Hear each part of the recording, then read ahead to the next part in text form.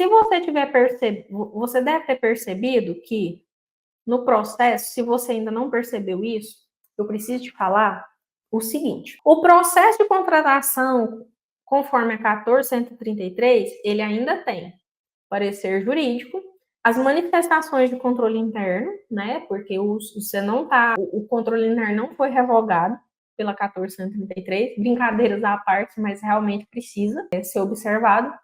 As certidões, a declaração de adequação orçamentária ainda continua, né? Que é aquele documento que a contabilidade faz com a rúbrica orçamentária, ali com aqueles numerozinhos, né? E continua. Outra coisa que continua é os demais atos, né? Por exemplo, o ato de homologação, ato de adjudicação.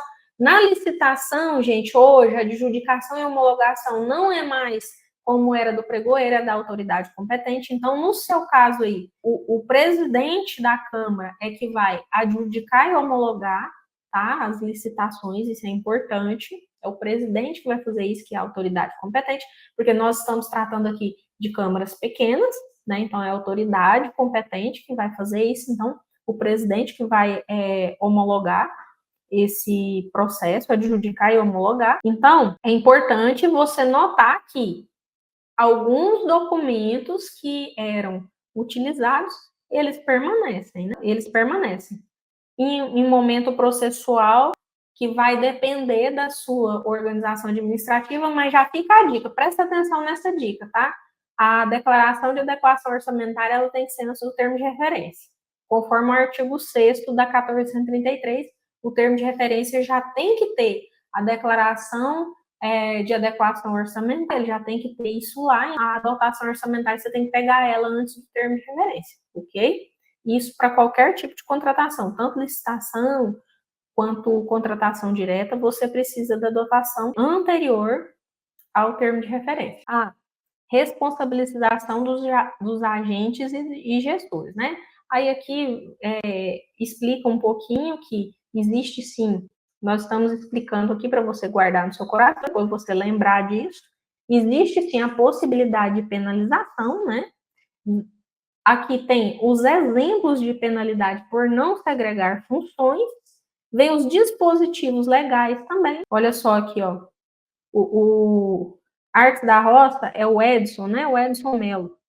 Professor de determinado tribunal julgou que o não investimento do órgão entidade na qualificação e capacitação do agente de contratação é considerado erro grosseiro. Olha só para vocês verem. E a tendência é piorar, viu? Porque já tivemos prazo, né?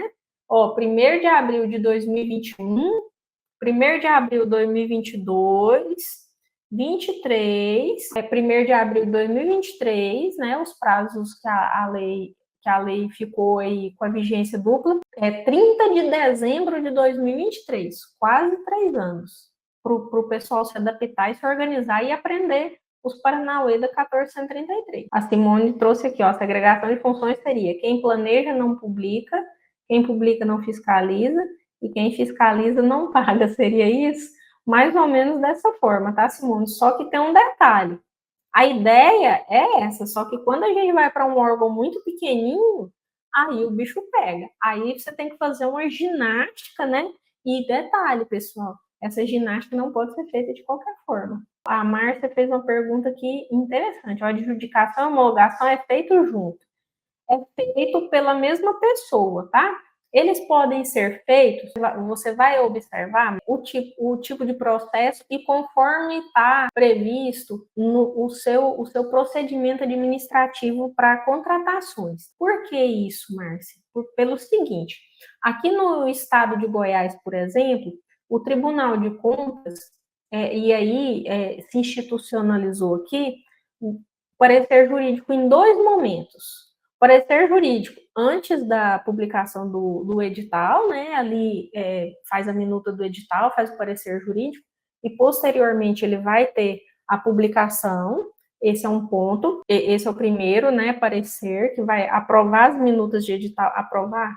Eu não gosto muito da palavra aprovar, não. Vai analisar as minutas de edital e posteriormente o edital vai ser elaborado e vai ser publicado. Esse é o primeiro parecer. Aqui no estado, até por causa de questões de Tribunal de Contas e tudo mais, dá-se um segundo parecer antes nesse caso agora vai ficar antes da homologação pela autoridade competente, né? Pode ficar entre adjudicação e homologação, enfim. Vai depender muito da estrutura administrativa e como é que vocês se organizam, tá?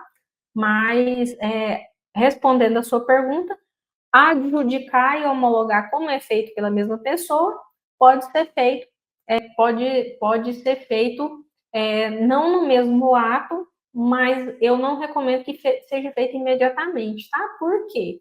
Tem que adjudicar e para homologar tem que analisar tem que analisar quando a autoridade homologa o processo de contratação, o que está falando? O processo está tudo certo, ok? Então, é necessário haver uma análise aí para homologar, certo? Ledigo deve, dispensa só precisa de ratificação. Deixa eu te falar um negócio. O artigo 72, ele nem fala sobre ratificação, viu? Nem na inexigibilidade, nem na dispensa. Ele fala de autorização de contratação. Esse documento chamado autorização de contratação, ele pode ser similar àquele antigo ato de dispensa de licitação, né? E as câmaras, eu já vi em algumas câmaras, as pessoas faziam um decreto, né? Um decreto de autorização de contratação, mas o que o artigo 72 fala é autorização de contratação. Você fez o processo de dispensa, selecionou o fornecedor, checou documentação, tudo certinho, autorização de contratação. É essa nomenclatura que a lei traz. É lógico que se depende de dois pontos, depende da sua regulamentação e depende do que o seu Tribunal de Contas te exige, tá bom? E também depende do layout do sistema também, né? Porque às vezes você vai informar lá alguns documentos dentro do layout do sistema e ele te exige um documento com a nomenclatura X. Isso depende também da nomenclatura utilizada ali dentro da estrutura do sistema que você utiliza para informar os seus processos de informar, fazer, né, realizar os seus processos de dispensa.